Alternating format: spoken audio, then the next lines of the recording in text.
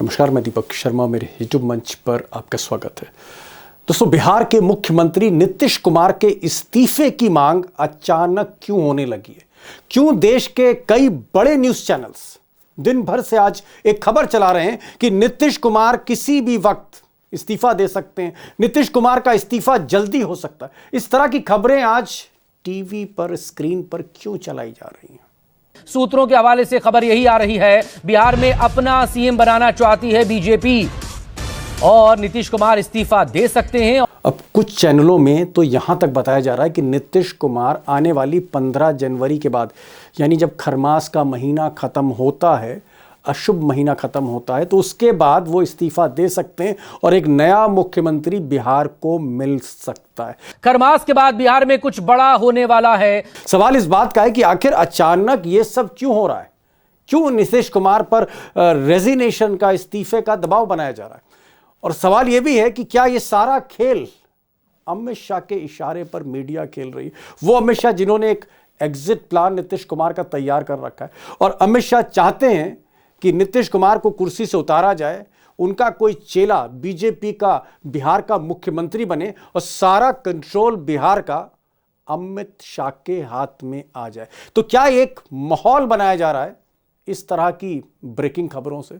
इसलिए ये सब होगा।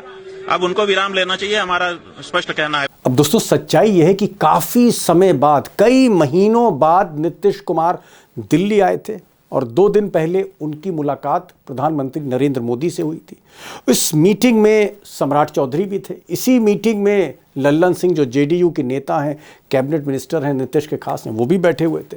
और इस मीटिंग में प्रधानमंत्री ने तकरीबन आधे घंटे बातचीत नीतीश कुमार से की और ऐसा बताया गया, इशारा किया गया कि मिस्टर मोदी अभी जल्दबाजी में नहीं है किसी एग्जिट प्लान को लेकर, और अगर कोई फैसला होगा नीतीश कुमार को लेकर तो बंगाल चुनाव के बाद होगा। बंगाल चुनाव के बाद होगा, यानी आप कह सकते हैं कि मामला जो है वो 3-4 महीने के लिए टाल दिया गया था। उधर ये बात भी सही है कि अमित शाह ने एक एग्जिट प्लान तैयार किया है। इस सिलसिले में उनकी मीटिंग लल्लन सिंह के साथ हुई है, जो जेडीयू के मिनिस्टर हैं, और इसके अलावा संजय झा से हुई है, जो कार्यकारी राष्ट्रीय अध्यक्ष हैं जनता दल यूनाइटेड के। इन दोनों से बात हुई है और अमित शाह चाहते हैं कि जल्द से जल्द नीतीश कुमार को हटाकर बीजेपी के चीफ मिनिस्टर को कुर्सी पर बैठाया जा सके। इसमें एक बात और भी आ रही है कि अमित शाह चाहते हैं कि नीतीश कुमार की जगह उनके बेटे को, निशांत को, एडजस्ट कर दिया जाए। और इसी सिलसिले में संजय झा ने मीडिया से कहा था कि वो चाहते हैं कि जल्द से जल्द नीतीश कुमार के बेटे निशांत कुमार राजनीति में आए, जेडीयू में आए, जिम्मेदारी की पोजीशन संभालें। यानी कहीं ना कहीं इशारा था कि भाई नीतीश कुमार को रिप्लेस करें। पार्टी के लोग, अब पार्टी के शुभचिंतक, पार्टी के समर्थक, अब पार्टी के सब लोग चाहते हैं कि अब आकर के पार्टी में काम करें। हम सब लोग चाहते हैं। अब इन्हीं को फैसला लेना है कि कब ये तय करते हैं और पार्टी में काम करते हैं। अब दोस्तों, ऐसी जानकारियां भी आ रही हैं पटना से कि नीतीश कुमार को कहीं ना कहीं भनक लग चुकी है अमित शाह के इस एग्जिट प्लान की, और इसलिए वो अपनी तैयारियां कर रहे हैं। तैयारियां क्या हैं? अगर हम नीरज कुमार, जो उनके राष्ट्रीय प्रवक्ता हैं, उनकी बात करें तो उनका कहना है कि कई विधायक उनके संपर्क में। इधर एमआईएम, जो ओवैसी साहब की पार्टी है, AIMIM, उसके जो 5 विधायक हैं नीतीश कुमार से, वो भी मिल चुके हैं। कांग्रेस के 6 विधायक, वो भी जेडीयू के टच में बताए जाते हैं। और कुछ लोगों का कहना है कि लालू प्रसाद यादव और तेजस्वी को किसी तरह का ऐतराज नहीं है अगर नीतीश कुमार एक गैर बीजेपी पार्टियां, गैर भाजपा जो दल हैं, अगर उनका एक गठबंधन बनाते हैं तो फिर उसमें सभी पार्टियां, चाहे वो लेफ्ट पार्टी हो, चाहे कांग्रेस हो, चाहे वो बहुजन समाज पार्टी का एक विधायक हो, या उसमें गुप्ता जैसे सिर्फ एक विधायक वाली पार्टियां हैं, वो सब की सब नीतीश कुमार के पीछे खड़ी हो सकती। अब ये भी जो खबर है, कहीं ना कहीं इसकी पुष्टि, तस्दीक दोस्तों नहीं की जा सकती। ये सिर्फ इशारों में बात कही जा रही है। लेकिन एक चीज बिल्कुल क्लियर है कि all is not well between mister Shah and mister Nitish Kumar. इन दोनों के बीच संबंध बिल्कुल ठीक नहीं। भले ही नीतीश कुमार कुछ देर के लिए अमित शाह से दिल्ली यात्रा के दौरान मिले हों, कहीं ना कहीं कुछ तो हो रहा है। और मैं इस सवाल की तह में जाना चाहता था कि क्या वाकई नीतीश कुमार से कह दिया गया है, कम्युनिकेट कर दिया गया है वो एग्जिट प्लान कि आपको कुर्सी से उतरना है, क्या ऐसा कह दिया गया है? और अगर ऐसा कह दिया गया है तो नीतीश कुमार क्या फिर कुछ तैयारी कर रहे हैं अंदर ही अंदर? कुल मिलाकर बिहार में जो राजनीति है दिलचस्प होती जा रही। आज मैंने उमाकांत जी को बुलाया, जो नीतीश कुमार के कुछ लोगों के टच में भी हैं, उनको मैंने आज बुलाया है, उनकी बात भी सुन लीजिएगा। और अभिषेक से भी मैंने पूछा है कि ये जो खबरें चल रही हैं बड़े बड़े चैनलों में, इसके पीछे सच्चाई क्या है, इसके पीछे खेल क्या है? अभिषेक, दिन भर आज हमने देखा खबर चल रही है और जितनी भी आप कह सकते हैं गोदी मीडिया हैं, जितने चैनल हैं, एक सुर से वो यही कह रहे थे कि नीतीश कुमार इस्तीफा देने जा रहे हैं। दिल्ली में मोदी के साथ और अमित शाह के साथ उनका एग्जिट प्लान एक तरह से तैयार हो गया है और शायद उनके बेटे को जो है सियासत में लाया जाए और नीतीश कुमार की जगह कहीं ना कहीं उनको एडजस्ट किया जाए। ये जो खबरें चल रही हैं, जो मैंने आज एबीपी में कई बार देखी, न्यूज़ 24 ने तो उस पर डिस्कशन भी 1-1 घंटे का किया है और दिन में भी खबर चली, कुछ बड़े अखबारों में, राष्ट्रीय अखबारों में भी खबरें आ रही। क्या आपको लगता है कि ये अमित शाह के कैंप की तरफ से खबरें चलाई जा रही हैं और एक दबाव, प्रेशर बनाया जा रहा है नीतीश कुमार पर? दीपक जी, आप जानते हैं कि गोदी मीडिया को आज के जमाने में मैनेज किया जाता है और गोदी मीडिया मैनेज होता है, एजेंडा कहीं और से तय होता है और फिर शाम में वो पूरी स्क्रिप्टेड स्टोरी आपके सामने, वो मुर्गा लड़ाई जिस ढंग से होती है वो आप देखते रहते हैं कि वो आपको दिखाया जाता है, हम सबको दिखाया जाता है। आज की मुर्गा लड़ाई का विषय बनाया गया था नीतीश कुमार का इस्तीफा। खरमास के बाद नीतीश कुमार इस्तीफा देंगे, ये बकौल गोदी मीडिया, कि मैं नहीं कह रहा। खरमास के बाद नीतीश कुमार इस्तीफा देंगे, उसके बाद निशांत डिप्टी सीएम बनेंगे, यानी जेडीयू का डिप्टी सीएम बनेगा और भारतीय जनता पार्टी अपना मुख्यमंत्री बना लेगी। भारत की राजनीति में सब कुछ इतनी आसानी से होता कि एक व्यक्ति, एक पार्टी अपना सीएम का पद छोड़ करके सामने वाले को कहे कि अब मैं डिप्टी हो जाता हूं, आप सीएम ले लीजिए। ये बात आसानी से गले उतरती नहीं है। और वो भी नीतीश कुमार, जिनको ना सीबीआई का डर है, ना ईडी का डर है, कोई ऐसे मामले उनके सामने, उनके खिलाफ नहीं है। नीतीश कुमार को भला आज की तारीख में भारतीय जनता पार्टी जब 43 विधायकों पर कंट्रोल नहीं कर पाई, तो ये 85 विधायकों पर कंट्रोल करने की जो कोशिशें हैं, ये कहीं ना कहीं से एक स्क्रिप्ट आई हुई थी, सत्ता के शीर्ष से स्क्रिप्ट आई हुई थी, जहां से गोदी मीडिया को मैनेज किया जाता है और एक पूरा माहौल, अब देखिएगा धीरे धीरे बढ़ेगा, एक माहौल जैसे जैसे मकर संक्रांति आएगी इसकी इंटेंसिटी बढ़ती चली जाएगी।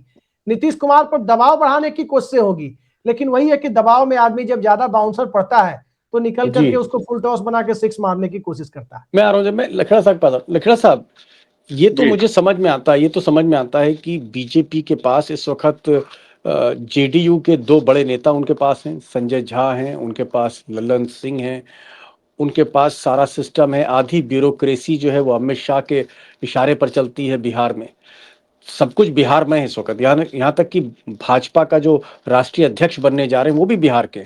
मैं एक चीज पूछ रहा हूं कि ठीक है, सूनर और लेटर, आज नहीं तो कल, कल नहीं तो परसों नीतीश कुमार को बीजेपी हटाएगी और अपना मुख्यमंत्री वहां बनाएगी, लेकिन क्या आपको लगता है कि बंगाल चुनाव से पहले, मार्च अप्रैल से पहले 15 दिन के अंदर या महीने भर के बाद नीतीश कुमार को हटा दिया जाएगा? और क्या बंगाल चुनाव से पहले अमित शाह और मोदी एनडीए को डिस्टर्ब करना चाहेंगे? अमित शाह का कैंप जो चाहता है कि नीतीश कुमार हटे, वो अपना आदमी लाए, क्या गोदी मीडिया पर एक प्रेशर है या स्टोरियां जो है कहीं ना कहीं प्लांट की जा रही हैं और गोदी मीडिया अमित शाह के इशारे पर काम कर रहा है, प्रेशर बना रहा है? देखिए, गोदी मीडिया, दीपक जी, भारतीय जनता पार्टी की ही ब्रांच है। जब गोदी मीडिया को कोई गोदी मीडिया को कोई प्लांट चीजें करनी होती तो अपोजिशन से तो सवाल पूछती है और भारतीय जनता पार्टी के पक्ष में वो सवाल, वो मुद्दे उठाती है, एजेंडा चलाती है। ये बात अलग है कि भारतीय जनता पार्टी इस समय, जब से उन्होंने नितिन नवीन को नया अध्यक्ष बनाया है, भाजपा बहुत जल्दी में है। और उसका कारण ये है, सबसे बड़ा कारण है कि ये उत्तर प्रदेश और उत्तराखंड जो बहुत अहम बीजेपी रूल्ड स्टेट है, वहां ये 5-6 महीने बाद चुनाव करवाने वाले हैं। कहीं ऐसा ना हो कि ये बिहार, बंगाल के साथ यहां भी चुनाव करवा दे। उसका कारण है कि जनवरी अगले साल 27 में कुंभ मेला हरिद्वार में शुरू हो रहा है तो कुंभ मेले के दौरान तो चुनाव होंगे नहीं। तो इनकी कोशिश है कि ये सितंबर अक्टूबर बरसात के बाद यूपी उत्तराखंड में चुनाव करा दे। तो भाजपा को बहुत जल्दी है, बंगाल में चुनाव के पहले पहले ये बिहार में कोई ताजपोशी के चक्कर में है, कुछ ऐसा हिसाब किताब जोड़ना चाहते हैं ताकि बंगाल में लगे कि साहब बिहार में भी हमारा मुख्यमंत्री है, बंगाल में भी हमारा मुख्यमंत्री हो जाएगा, क्योंकि उन्होंने जो कायस्थ समाज के व्यक्ति को राष्ट्राध्यक्ष बनाया है, इसलिए बनाया कि 30% प्लस कायस्थ बंगाल में रहते हैं। तो भारतीय जनता पार्टी का जो एजेंडा है वो एजेंडा बिल्कुल क्लियर है, इसमें कोई दो राय नहीं है। और ये अमित शाह का 6 महीने पहले का एजेंडा है, जब नीतीश कुमार को उन्होंने प्रोजेक्ट नहीं करना था तो अब वो हटाएंगे।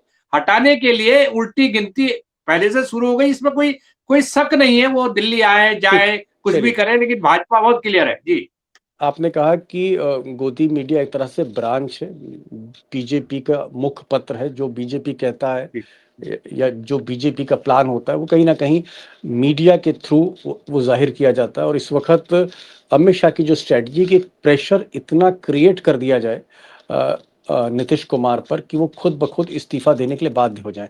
क्या आपको लगता है अभिषेक, नीतीश कुमार को आप 15-20 वर्षों से फॉलो कर रहे हैं, क्या नीतीश कुमार, ये ठीक है वो अस्वस्थ हैं, तबीयत उनकी ठीक नहीं है, मनोदशा भी कभी कभी उनकी थोड़ी सी गड़बड़ा जाती, क्या इन सब के बावजूद इतनी आसानी से ये आदमी कुर्सी से उतर जाएगा?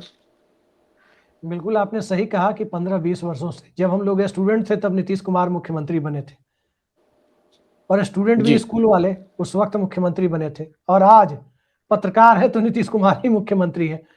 स्थिति यह है कि जितना दबाव बढ़ाया जा रहा है, इस दबाव को नीतीश कुमार बर्दाश्त करेंगे, इस बात की संभावना मुझे दिखाई नहीं देती।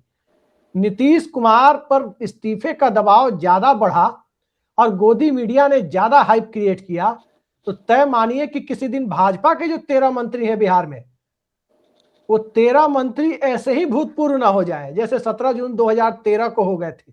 उस वक्त भी भाजपा के 13 मंत्री थे, एक साथ नीतीश कुमार ने सबको बर्खास्त कर दिया था। उसी प्रेस कॉन्फ्रेंस में बोला कि 48 घंटे के भीतर मैं फ्लोर टेस्ट हासिल करने जा रहा हूं, और 19 जून को, 17 जून को बर्खास्त किया 13 मंत्रियों को, और 19 जून को विधानसभा के पटल पर 126 विधायकों की मदद से बहुमत साबित कर दिया था। एक खबर अभिषेक और चल रही है, नीरज कुमार जो नीतीश कुमार के खास हैं, पार्टी के प्रवक्ता हैं, वो इशारा कर रहे हैं कि कई आरजेडी के विधायक हमारे टच में, बहुत से तेजस्वी की पार्टी के विधायक हमारे टच में, इस तरह की खबर भी। और वो खबर इसलिए मैं जिक्र कर रहा हूं क्योंकि नीरज कुमार ने ऐसा इशारा किया, प्रवक्ता ने ऐसा इशारा किया। तो ये क्या खेल है कि नीतीश कुमार एमआईएम से मिल रहे हैं, नीतीश कुमार कांग्रेस के 6 विधायकों से भी मिल रहे हैं, नीतीश कुमार की जो बातचीत है वो जो इंडिविजुअल जी हाँ, उपेंद्र कुशवाहा से भी हो रही है, गुप्ता जी से भी हो रही है। ये कौन सी खिचड़ी पक रही है और इसमें कितना दम है? ये भी हवा हवाई है बात? नहीं, हवा हवाई नहीं है, इसमें 2 बातें हैं और 2 बिल्कुल अलग थ्योरी चल रही है। पहली बात यह कि अभी तक गठबंधन में है तो दिल से दिल मिले न मिले, हाथ से हाथ मिलाते चलना है लोजपा के साथ। अब ये बात तो नीरज कुमार कह नहीं सकते, मतलब चिराग पासवान, ये बात तो नीरज कुमार गठबंधन में रह के कह नहीं सकते कि लोजपा के विधायक हमारे संपर्क में है। दूसरी बात ये चल रही है, आरजेडी वाले तो वो आरजेडी का नाम ले रहे हैं, पहली बात है। दूसरी बात ये चल रही है कि राष्ट्रीय जनता दल ने इस बार जो कैंडिडेट उतारे थे, राष्ट्रीय जनता दल ने अपने कैंडिडेट को चुनाव लड़ने के लिए संसाधन मुहैया नहीं कराए थे। बहुत मशक्कत के बाद उन्हें टिकट मिला था। संजय यादव पर तमाम तरीके के आरोप भी लगे थे टिकट वितरण को लेकर। तो राजद के जो विधायक जीत कर आए हैं, पहली बात यह कि एनडीए की प्रचंड लहर में जो जीत करके आए, वो कहीं ना कहीं एक बहुत स्ट्रांग माइनॉरिटी सपोर्ट से जीत करके आए हैं। ये भी ध्यान रखिए, भारतीय जनता पार्टी के साथ वो जा नहीं सकते, लेकिन सत्ता के साथ जाना, 5 साल जनता के काम कराने हैं तो सत्ता के साथ जाना उनकी मजबूरी है। अगर तेजस्वी यादव इंडिया छोड़ करके विदेश में घूम रहे हैं, तेजस्वी यादव नतीजे के बाद एक औपचारिक प्रेस कॉन्फ्रेंस तक नहीं किए, विधानसभा के अंदर सिर्फ स्पीकर को बधाई देकर के निकल गए, पूरा सत्र भी वो नहीं रहे। उसके बाद से राजद की टीम बिना कप्तान वाली टीम दिख रही है। लालू यादव आंख का ऑपरेशन करा के बैठे हुए हैं और तेजस्वी यादव इंडिया में नहीं है। विधायकों के बीच एक दिशाहीनता की स्थिति है। वहीं जेडीयू और आरजेडी एक ही परिवार की पार्टियां हैं, मतलब जनता दल से टूटी हुई पार्टियां हैं, जैसे अजीत पवार और शरद पवार की समाजवादी सोच की दोनों पार्टियां। जी हाँ जी। तो एक वहां स्थिति यह है कि यहां नहीं तो वहां सही। ओके। तो ये एक संख्या दिखाई दे, और इस संख्या का के सामने आते ही ये बात तय मानिए कि जब नीरज कुमार दावे के साथ ऐसी बात कह रहे हैं तो इसका सीधा मतलब एक ही निकलता है कि भारतीय जनता पार्टी के चंगुल से जनता दल यूनाइटेड बाहर निकलना चाहती है। इसका और कोई मतलब नहीं है। चलिए, खैर, नीतीश कुमार पर कितना दबाव है, गोदी मीडिया का क्या रोल रहता है एक साइकोलॉजिकल प्रेशर क्रिएट करने में, मनोवैज्ञानिक दबाव बनाना। अगर आप दिन भर टीवी पर या अखबारों में रोज ये खबर जपे कि नीतीश कुमार इस्तीफा देंगे, कल देंगे, परसों देंगे, एक प्रेशर तो क्रिएट होता ही है और कहीं ना कहीं विधायकों पर भी एक एडवर्स इफेक्ट जाता है। मैं एक चीज लखड़ा साहब पूछना चाह रहा हूँ कि अमित शाह का एक्चुअल प्लान बिहार को लेकर है क्या? क्या चाहते हैं वो? क्या नीतीश कुमार को कंटिन्यू कराना नहीं चाहते, या अल्टीमेटली अमित शाह चाहते हैं कि भाई उनकी सरकार हो, उनका मुख्यमंत्री हो और सारा remote control, total control Amit Shah के हाथ में हो, मोदी के हाथ में हो? क्या प्लान है उनका? देखिए, उनका वो कोई रॉकेट साइंस नहीं है, बहुत क्लियर कट प्लान है। उन्होंने जिस तरह से पर कतरते हुए वो नीतीश कुमार के और जनता दल यूनाइटेड के को कट टू साइज करते हुए चुनाव मैदान में उतरे और उन्होंने जो कुछ भी किया, जोड़ तोड़, SIR वगैरह जो भी किया, चुनाव जीत के दिखा दिया। और अगला जो सेटबैक था, ये जो नितिन नवीन को बनाना, ये बहुत बड़ा सेटबैक है बाकी पार्टियों के लिए। और खास तौर पर जो साथ रहोगे तो पहले उसको निकलोगे। तो जनता दल यूनाइटेड चूंकि बीजेपी की सहयोगी, मतलब बड़ी सहयोगी, छोटी सहयोगी, जो भी आप बोले, तो नितिन नवीन को बनाने का मतलब भारतीय जनता पार्टी ने खतरे की घंटी बजा दी है जनता दल यूनाइटेड के लिए कि अब आपकी कोई जरूरत नहीं, आने वाला वक्त हमारा है। आपका 20 साल, 22 साल, 21 साल हो गए, अब हम राज करेंगे अनंत काल तक। और मुझे बहुत क्लियर हूं मैं इस मामले में कि उनका सपना वो किसी भी तरह पूरा करना चाहते हैं। सबको पता है कि जनाधार भाजपा का नहीं, अपने बल पर जाते तो इनको 50-40 से ऊपर नहीं मिलनी थी। अब नीतीश कुमार का जो बहुत बड़ा 36%, 36% का जो EBC अति पिछड़ा जो समूह है, उसको उन्होंने साथ में ले लिया। और यादव जो OBC था, जो मुसलमान यादव गठबंधन था, और जो 32-33% था, उसमें तोड़फाड़ कर दी। तो ये सही अपॉर्चुनिटी है। इस अपॉर्चुनिटी को वो गंवाना नहीं चाहते। और मैं आपको बताता हूं कि भारतीय जनता पार्टी 2029 की तैयारी कर रही है और हो सकता है कि भाजपा 2029 में जो जनता दल यूनाइटेड के जो 12 लोग हैं उनमें कोई जीत के वापस ना लौटे। वो स्वीप करना चाहते हैं। 2029 वो स्वीप करना चाहते हैं। और बाकी जो राज्य हैं जहां 2026 में चुनाव हो रहे हैं, 2027 में चुनाव हो रहे हैं, वो तो उनके हाथ में है ही है। SIR शुरू हो ही गया चारों तरफ। तो ये प्लान है अल्टीमेटली कैप्चर करना, minus no opposition, no JDU, ये उनका अल्टीमेट। अभिषेक, आखिरी क्वेश्चन है, समय भी हो रहा है।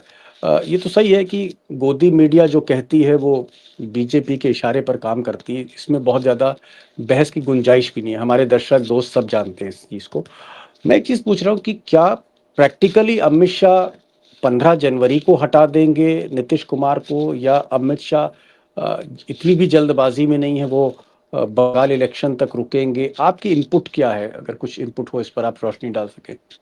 देखिए, मेरे पास जो इनपुट है सोर्सेज के हवाले से, या जो गोदी मीडिया में चल रहा है उस पर भी माने, तो 15 जनवरी के बाद कुछ लोग कह रहे हैं, कुछ लोग कह रहे हैं बंगाल चुनाव। मुझे लगता है बंगाल चुनाव तक भारतीय जनता पार्टी इंतजार करेगी।